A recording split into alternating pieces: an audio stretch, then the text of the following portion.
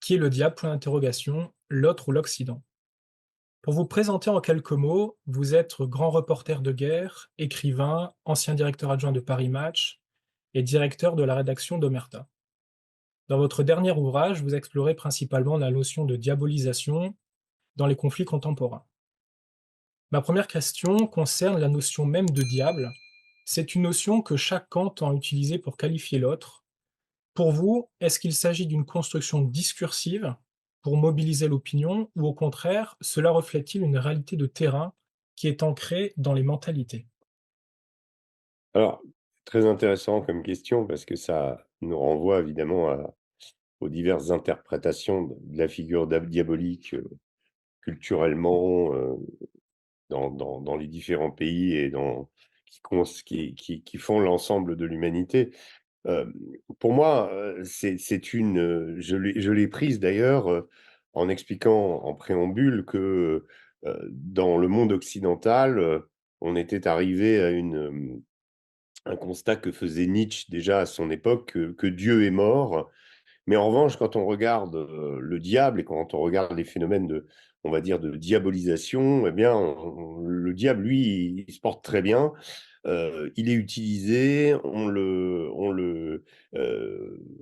va dire, on l'utilise pour démoniser ses ennemis. Et ça, c'est une constante qu'on trouve depuis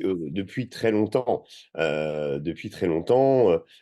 dans tout conflit, il y a toujours une tentation de la propagande des camps et d'un camp comme de l'autre, d'expliquer que Dieu est avec nous. C'est d'ailleurs le symbole sur les boucles de ceinturon des soldats allemands, Gott mit uns, et que, évidemment, donc le diable, ou en tout cas le mal, est en face et que Dieu nous soutient. Ça, c'est l'acceptation, on va dire, classique. Après, moi, pourquoi j'ai trouvé que le diable restait une figure absolument pertinente pour expliquer nos relations, parce que il existe aujourd'hui à chaque conflit la construction d'un discours qui existe avant le conflit, pendant le conflit et même Mmh. après, et qui considère justement, qui consiste à expliquer aux gens pourquoi on va faire ce conflit, au nom de quoi, et en utilisant des figures diaboliques. Alors, il y a la figure diabolique par excellence s'appelle Adolf Hitler. On va faire ce qu'on appelle un reductio ad Hitlerum, c'est-à-dire on va concentrer sur la personne choisie ou sur celui qu'on veut éliminer, finalement, des caractéristiques qui font qu'il ne peut pas rester en poste, qu'il faut à tout prix intervenir. Et ça, je situe l'origine de ce phénomène très, très utilisé en politique internationale, notamment par l'Occident, depuis la fin de l'Union soviétique, c'est-à-dire 1991, où dès 91, d'ailleurs, avec la guerre du Golfe, on commence à pointer des diables sur la planète, tout en expliquant, même si, et c'est là où aussi cette diabolisation elle est très intéressante, je pense par exemple à Saddam Hussein, où Saddam Hussein a été pendant des années notre allié pendant la guerre en Irak, et même si on vendait des armes d'un côté comme de l'autre, on en vendait surtout à Saddam Hussein, qui nous servait de bouclier contre l'expansionnisme iranien, et le tout au prix d'une guerre qui a fait 1 million de morts, mais ça, peu importe le prix. Et puis, progressivement et tout à coup, à la fin de cette guerre, même Saddam Hussein va devenir un ennemi parce qu'il a commencé à s'attaquer au Koweït et qu'on dit aux Américains, attention, si vous le laissez faire sur le Koweït, il attaquera l'Arabie Saoudite et vos intérêts seront mis à mal. Et donc, les États-Unis interviennent. Alors, c'est pas tout à fait une diabolisation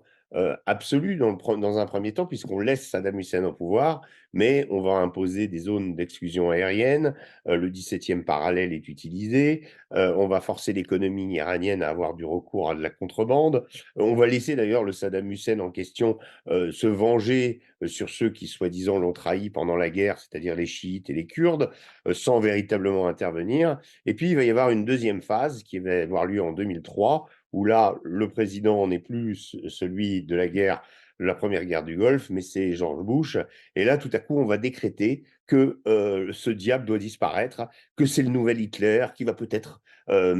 comment dire,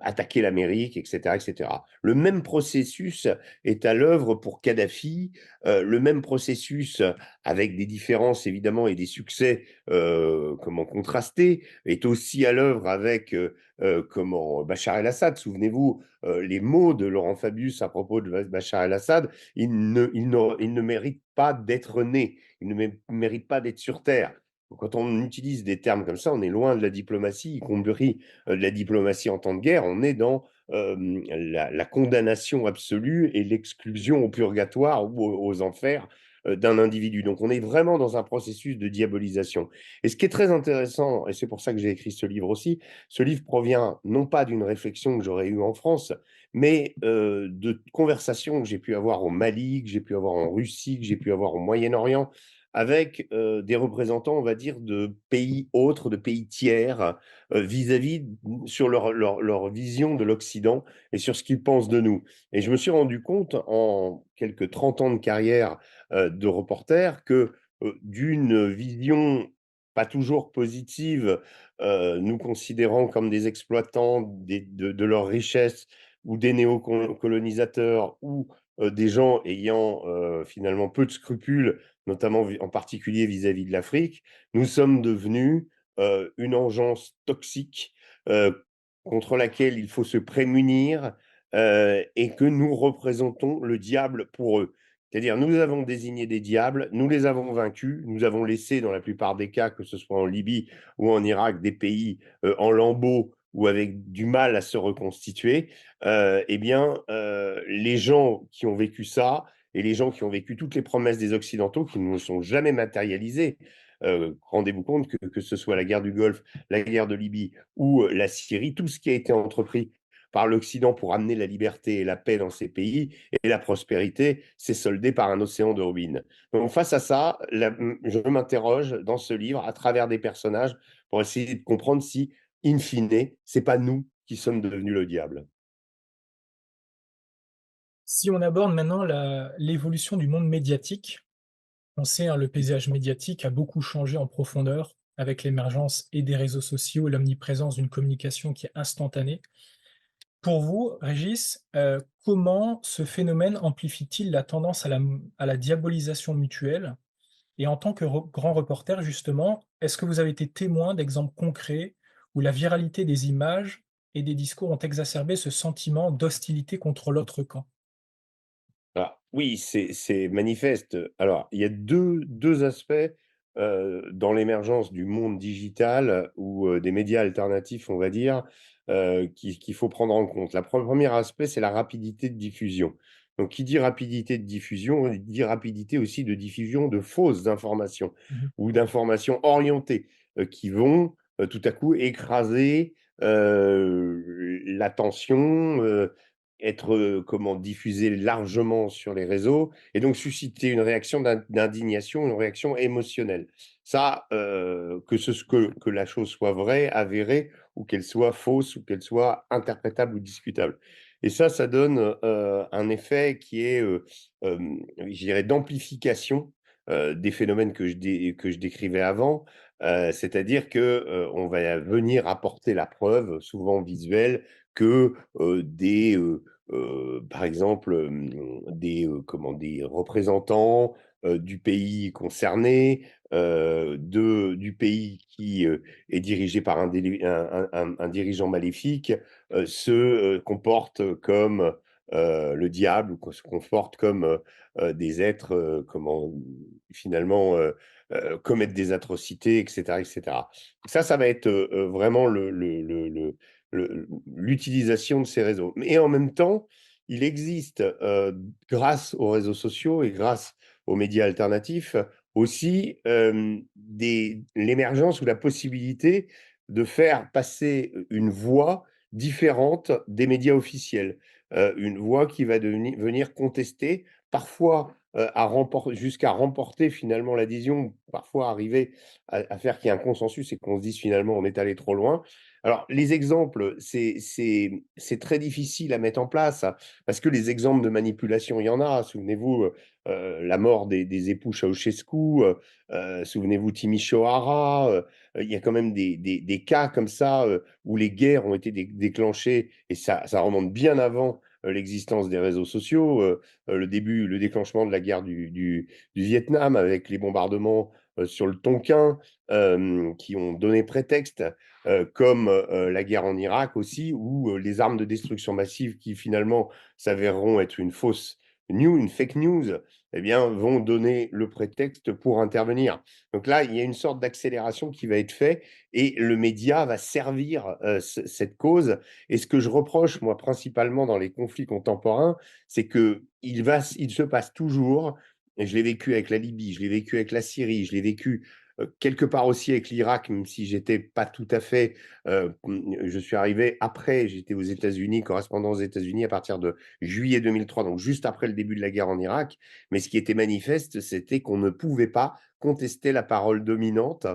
qui expliquait qu'il fallait intervenir. Je me souviens, j'étais à Paris Match à l'époque, la plupart de mes dirigeants étaient pour la guerre en Irak, même si nous avions Dominique de Villepin et Jacques Chirac qui luttaient contre cet engagement, qui essayaient d'éviter cette guerre. Eh bien, nous ne les suivions pas, même en tant que Français. Nous allions dans le sens du camp américain avec comment, cette, ce constat qu'il existe une impérieuse nécessité tout à coup à se débarrasser de Saddam Hussein, dictateur certes, mais dont nous étions accommodés depuis 40 ans. Et ça, c'est toujours intéressant parce que cette narration qui s'impose au début de la guerre, ce rouleau compresseur de propagande qu'on a retrouvé aussi en Ukraine, où il a été extrêmement difficile d'admettre qu'une part des causes de la guerre était liée justement à la non-signature, ou le non-respect plutôt, des accords de Minsk,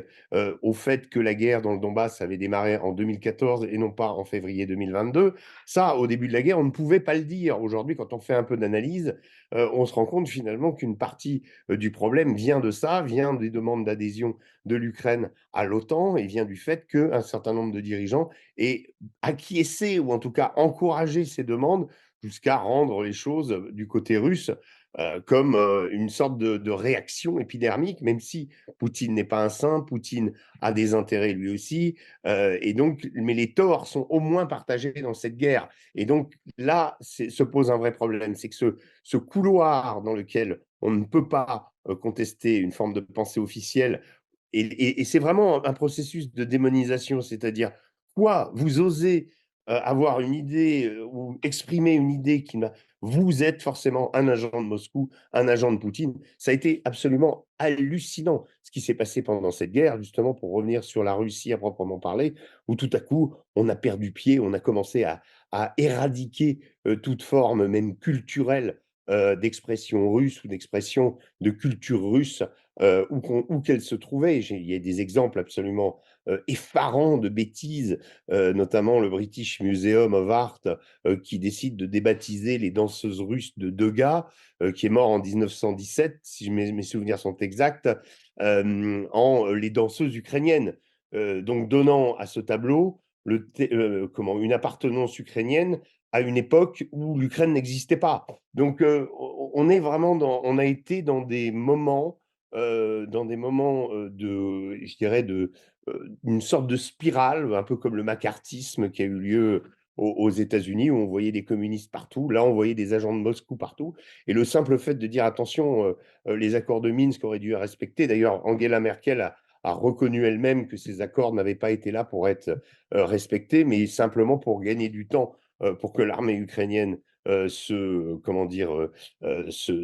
réarme. Donc il y avait une finalité derrière ces accords qui n'était pas l'intention d'apporter la paix. Donc on est on se rend bien compte que face à ça, eh bien, quand on commence à progressivement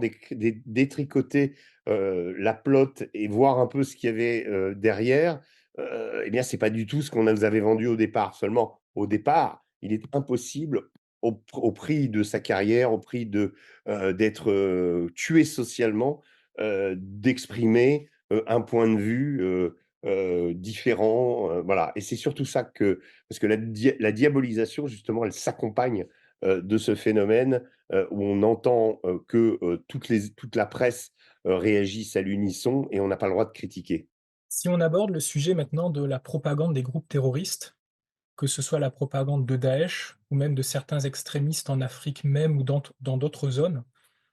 on constate en fait que la réalité, elle s'exprime souvent par la désignation d'un ennemi de façon absolue, c'est-à-dire dans une logique beaucoup plus forte. Au cours de vos reportages, quels mécanismes de propagande avez-vous pu observer? Est-ce que ces méthodes ont évolué avec la globalisation de l'information ou les schémas traditionnels de stigmatisation, à l'inverse, existent toujours? Alors c'est intéressant parce que sur la question du djihadisme, moi j'ai beaucoup été, en Afrique et parfois confronté, justement à des groupes, armés terroristes comme on l'appelait, comme, les militaires avec lesquels, que j'accompagnais appelaient l'adversaire et j'ai pu, me rendre compte de certaines, pratiques, on va dire, dans la communication de l'armée qui étaient, on va dire archaïque, même par rapport à ces groupes terroristes. Alors oui, le groupe terroriste, d'abord le terrorisme, c'est un langage, c'est une manière de marquer, psychologiquement, c'est une manière d'abord de provoquer, l'effroi, de susciter des peurs primaires pour que, Mmh. et ça c'était le cas de Daesh dans tous ses combats, et dans tous, les avancées de Daesh, comment sur la zone syro-irakienne et même en Afrique, au niveau des ethnies, ennemies. C'est-à-dire que, la simple mention de l'arrivée de Daesh à la manière d'un Gengis Khan, ou d'un Attila, suffisait à faire perdre pied, aux défenseurs et à les faire s'enfuir. C'est-à-dire qu'il y a une sorte de sidération qui existe et le terrorisme est utilisé pour ça, pour montrer, finalement à l'adversaire qu'il n'a aucune chance et qu'il vaut mieux qu'il parte, voire qu'il se convertisse ou en tout cas qu'il se soumette. Ça, c'est l'objectif des maintenant dans leur façon, d'agir, évidemment, il faut aussi marquer les esprits, il faut aussi communiquer et je vous donne un seul exemple, j'ai participé en juin 2021 à, une opéra 2019 pardon. En juin 2019, j'ai participé à une opération, avec une unité des groupements parachutistes, groupements commando parachutistes, les GCP, qui sont en gros une sorte de deuxième cercle des forces spéciales, françaises, heu, en gros issus du 3e RPIMA pour la plupart et nous étions, sur la zone, au Niger, sur la zone, des 3 frontières et il s'est produit un incident, pas très loin de l'endroit où nous étions puisque, notre but était de mettre en marche, des groupes armés terroristes qui se cachaient, dans la savane, ce que nous sommes parvenus à faire et ces groupes ont été, on va dire, traités par,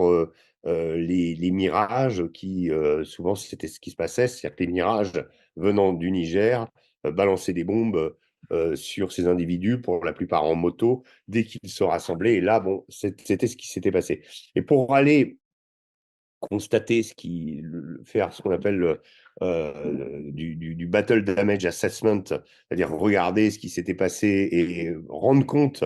de ce qu'il y avait sur le terrain. Un groupement commando, de montagne a cette fois été envoyé, par les airs et un hélicoptère a été abattu parce que, des djihadistes au sol, ben, il y en avait qui avaient échappé au bombardement et qui étaient encore capables de se défendre et qui ont descendu cet hélicoptère. Il y a eu un soldat, donc qui a sauvé le pilote, sauvé le copilote et a pu, s'extraire lui-même dans un autre hélicoptère, donc on va dire un acte héroïque et premier constat de l'armée, ça avait été de dire: «Cet hélicoptère a fait un posé dur», c'est-à-dire que bon, il a été abandonné, mais il ne s'est pas écrasé. Et j'avais dit, je me souviens à un des officiers, j'avais dit: «Mais, vous faites un communiqué dans l'armée, mais, qu'est-ce qui vous n'imaginez même pas que les djihadistes au sol aient pu filmer, la chute de l'hélicoptère?» parce qu'ils ont des appareils,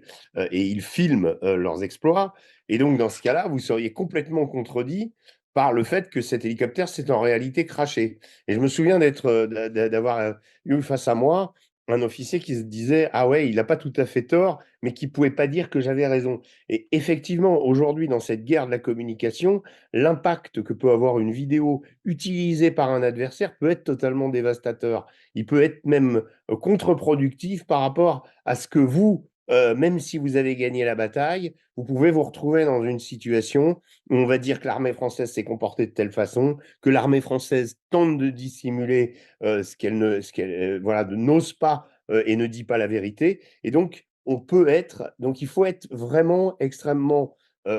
habile aujourd'hui pour communiquer dans ces et notamment face au terrorisme, qui sont des gens extrêmement nuisibles, mais qui sont loin d'être bêtes et qui ont l'arsenal aujourd'hui, d'abord militaire. Bon, je ne vais pas dire comparable exactement au nôtre, mais en tout cas, ils ont aussi des ressources et des moyens d'agir qui sont comparables à à ceux qu'ont nos soldats, mais ils ont aussi un appareil de communication extrêmement efficace. Alors, je souhaitais revenir sur un point, qu'on entend, de plus en plus, qui avait été évoqué par Samuel Huntington dans son ouvrage, le Clash des civilisations, qui est la dimension religieuse. Cette dimension religieuse, elle est justement de plus en plus évoquée dans les conflits contemporains. Elle viendrait même s'ajouter aux tensions géopolitiques. Pour vous, Régis, dans quelle mesure la foi ou l'identité communautaire, elle renforcerait cette diabolisation mutuelle, notamment dans les pays où, cette dimension religieuse, qui est le monde arabo-musulman, est très importante, donc vis-à-vis de l'Occident? Comment Bah, la religion, écoutez, donc, elle serait instrumentalisée pour justifier l'affrontement? alors, elle est instrumentalisée, je ne pense pas que la religion en tant que telle, que ce phénomène-là, disons d'instrumentalisation de la religion à des fins d'affrontement, d'affronter l'adversaire, ça existe depuis très longtemps. En revanche, ce qui est très intéressant, je pense, c'est que la religion est un fait, acquis,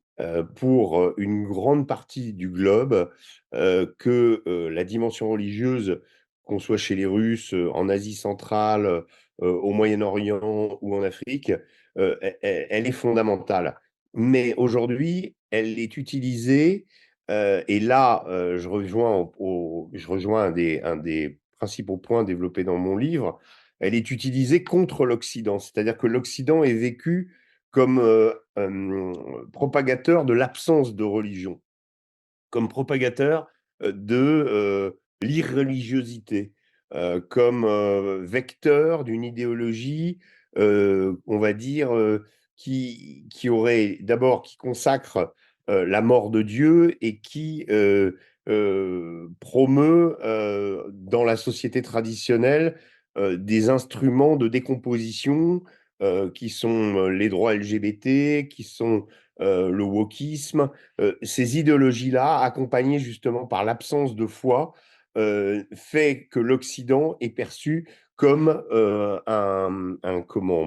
un composant nuisible ou, voilà. Et là, je pense que là, il y a une véritable pertinence aujourd'hui, de la foi. C'est-à-dire que, cette résurrection de la foi, cette mise en avant de la foi, elle se fait justement pour dire, vous êtes les mécréants. Et la notion de mécréant, elle est extrêmement, extrêmement importante. C'est pas simplement celui qui ne croit pas, à la foi musulmane,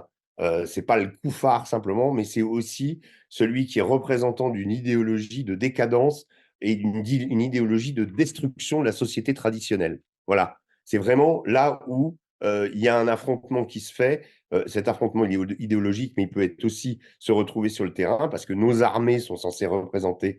également pour eux, même si nos militaires ne partagent pas du tout ces valeurs, eh bien, on est, voilà, on est perçu comme tel. Donc là, aujourd'hui, par rapport à ces groupes et par rapport au dialogue qu'ils ont avec l'Occident, il y a souvent cette dimension-là, je suis d'accord. Si on fait justement, transition toute faite, un point sur les interventions militaires françaises à l'étranger, alors non pas dans l'optique de faire un bilan, mais de justement d'étudier, de comprendre la dimension donc de ces interventions militaires à l'étranger. La France, effectivement, elle intervient, hein, comme d'autres puissances occidentales, sur d'autres théâtres d'opérations que sont l'Afrique, également le Proche-Orient, ce qui suscite parfois de la défiance et justement, d'après vous, Quelles seraient les erreurs ou les maladresses en matière de politique étrangère qui ont pu nourrir cette image entre guillemets «du diable occidental» et du recul de Paris, ce qui est flagrant, du Quai d'Orsay sur, l'ensemble en fait du continent?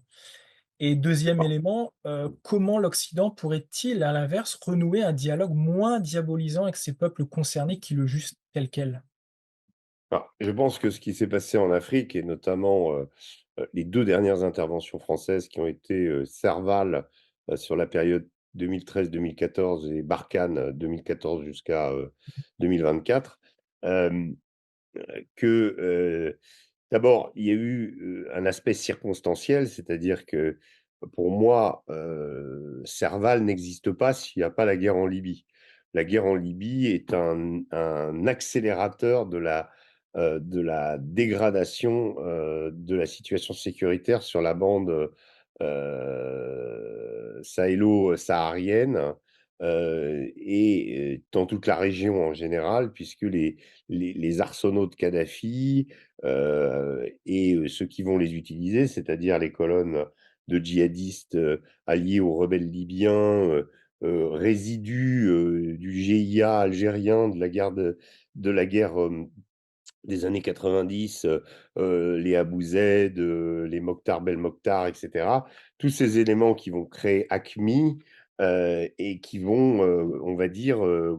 converger, pour menacer le Mali. Donc il y a d'abord une circonstance, la guerre en Libye qui laisse, les arsenaux de Kadhafi, quasiment ouverts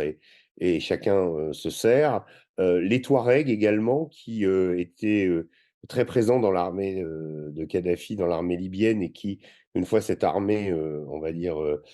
désœuvrés, vont revenir chez eux avec du matériel, avec leurs armements et donc tout ça, évidemment, va contribuer à déstabiliser considérablement toute l'Afrique. Nous, on va intervenir avec,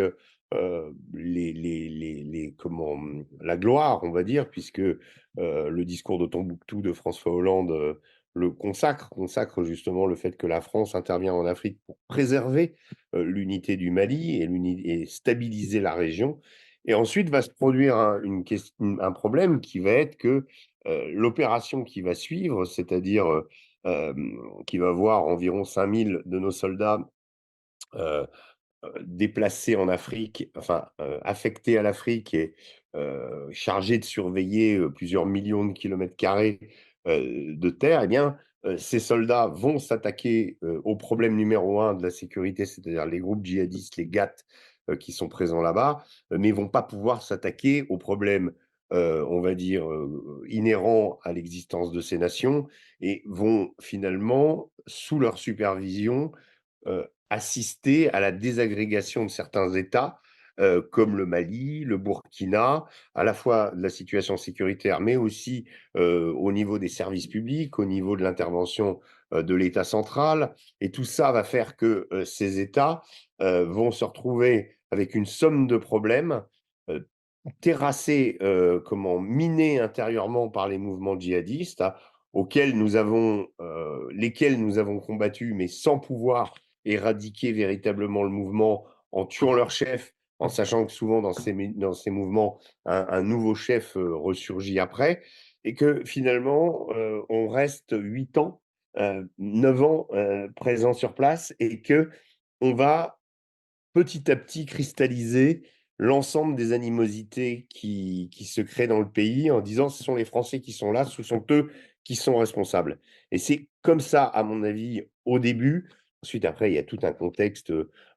géopolitique. Il y a aussi l'intervention, de nos dirigeants, des bourdes telles que Macron a pu en faire, avec le président, burkinabé à qui il demande d'aller, réparer la climatisation, des choses,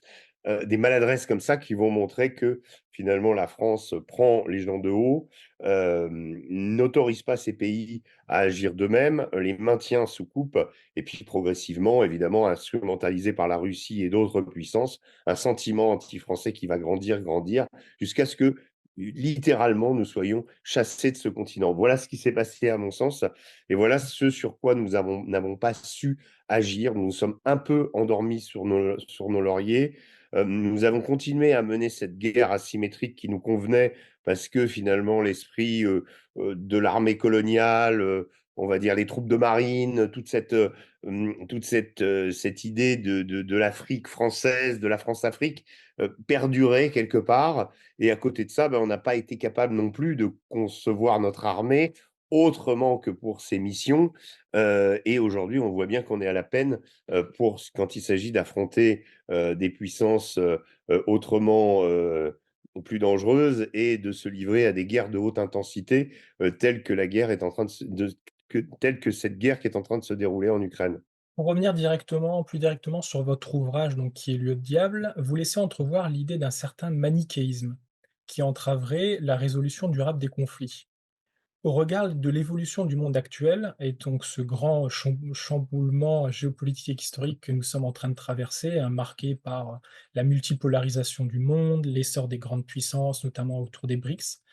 est-ce que vous redoutez une intensification de la diabolisation et du rejet de l'autre? Et c'est intéressant, je vais vous dire oui et non. Je pense que, heu, plutôt, on va vers une admission et ça, c'est à l'Europe, de se prendre en main. Nous sommes d'accord aujourd'hui au lendemain, de la réunion, l'heure de vérité, on va dire, de Volodymyr Zelensky et Donald Trump, à la Maison Blanche. On est face à un carrefour, sur, à savoir ce que va faire l'Europe. Est-ce qu'elle va s'unir? Est-ce qu'elle va partir en ordre de bataille? Est-ce qu'elle va comment va-t-elle se positionner? Parce qu'il me semble que les autres pays dans le monde, y compris la Russie et la Chine, et les États-Unis visiblement, sont dans une approche, totalement de realpolitik, où on admet que l'adversaire existe, où on admet que ce n'est pas forcément le diable, qu'il y a moyen de traiter avec lui. On le voit, entre ce que Trump établit, la relation que Trump est en train d'essayer d'établir avec Vladimir Poutine. On est dans une sorte de restart, au forceps parce que c'est quand même dur à avaler après l'agression, contre l'Ukraine. Mais il y a une dose de réalisme qui est en train de s'immiscer dans les relations internationales et un aspect business. Alors ça, c'est propre à Trump, mais je suis pas sûr que ça déplaise à des personnages comme Xi Jinping ou même, Recep Tayyip Erdogan. Cette idée du troc, cette idée de, voilà ma zone d'influence, attention là je pose telle condition et que le monde aujourd'hui est en train d'évoluer vers un monde multipolaire et non plus, vers, comment ce monde dans lequel le primat de l'Occident, dictait finalement un certain esprit, y compris à l'ONU, finalement que la relation allait de l'Occident au monde. Aujourd'hui, on a le monde qui joue plusieurs partitions et donc je pense que la figure du diable, elle est peut-être moins pertinente, même si elle a beaucoup, beaucoup charpenté, à mon sens, nos relations internationales et aujourd'hui, on arrive dans une nouvelle ère. Alors vous dire exactement quels seront les tenants et les aboutissants de cette nouvelle ère, je n'en sais rien. Ce que je souhaite, pour l'avoir couverte, parce que c'est vraiment une guerre atroce, que la guerre en Ukraine cesse soit au plus vite. Ça, c'est un des objectifs de Donald Trump, qui le fait d'ailleurs, à la fois pour les intérêts américains, mais aussi, dans le but finalement d'arrêter, une espèce de saignée, complètement inutile, avec des pays frères que sont l'Ukraine et la Russie, et que voilà, 3 ans de guerre, ça suffit. Mais il va se produire et c'est clair que cette guerre a changé beaucoup de choses, qu'elle a fait bouger la tectonique des plaques dans le monde. On est encore c'est encore difficile de voir comment les choses vont se stabiliser. Il y a aussi le Moyen-Orient qui a beaucoup, beaucoup changé, dans les 2 dernières années. Donc tout ça va être absolument intense, passionnant à vivre et à expliquer. Et pour terminer donc juste, sur notre entretien par une question d'actualité, c'est vrai que vous avez abordé, la dernière rencontre entre, Volodymyr Zelensky et Donald Trump à la Maison Blanche. Que pensez-vous, quand on voit d'un côté que, les 2 diables entre guillemets préfèrent, les 2 diables donc, préférés actuels des établissements progressifs préfèrent d'un côté, dialoguer ensemble et de l'autre côté, les establishments entre guillemets «progressistes» dans une visée complètement hors sol, décider en fait, de façon jusqu'au boutiste à soutenir en fait, l'armée ukrainienne. Qu'est-ce que ça vous inspire cette posture de cette caste belliqueuse européenne qui semble totalement déconnectée, totalement hors jeu? Bah, ce qui est en train de se passer, c'est qu'on fait face un changement de logiciel, on va dire, en informatique, avec, au départ une carte qui était, depuis un petit moment dans la machine, qui a subi plusieurs versions, heu, pendant cette guerre en Ukraine, mais qui voulait globalement que, la pierre angulaire, de, l'intervention occidentale, au chevet de l'Ukraine et pour aider l'Ukraine, soit menée par les États-Unis. C'est un petit peu comme si aujourd'hui on était, pour reprendre une autre image, dans un TGV ou dans un train, grand luxe, nous étions dans les wagons, la locomotive c'est les États-Unis et tout à coup on se rend compte qu'il y a plus la locomotive.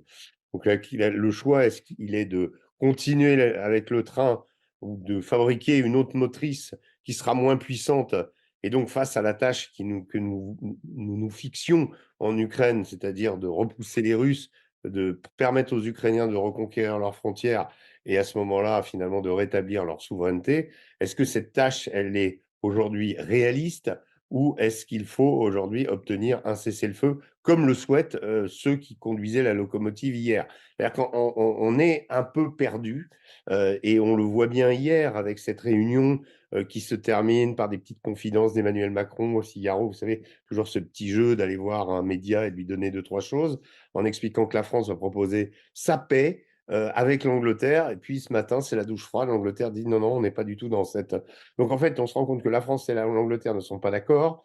Ils veulent chacun l'un et l'autre envoyer des troupes. La Pologne, qui fait partie des pays les plus arc-boutés contre Poutine et contre la Russie, aujourd'hui ne veut plus envoyer de troupes alors qu'ils ont une armée aussi assez conséquente. Donc finalement, on se rend compte aussi que, en dépit de tout ce qu'on peut avoir comme armement, on n'en aura jamais autant que les États-Unis. On ne pourra jamais remplacer ce que la part fournie par les États-Unis dans l'effort de guerre. Et donc, fatalement, qu'on risque, s'il n'y a pas de paix déclarée ou de négociation, de faire en sorte que l'Ukraine soit encore plus empiétée de son territoire, voire perdre la guerre, voire s'effondre, puisque au vu aujourd'hui de l'état des troupes et au vu de l'état de la société ukrainienne, on est quand même au bord du chaos.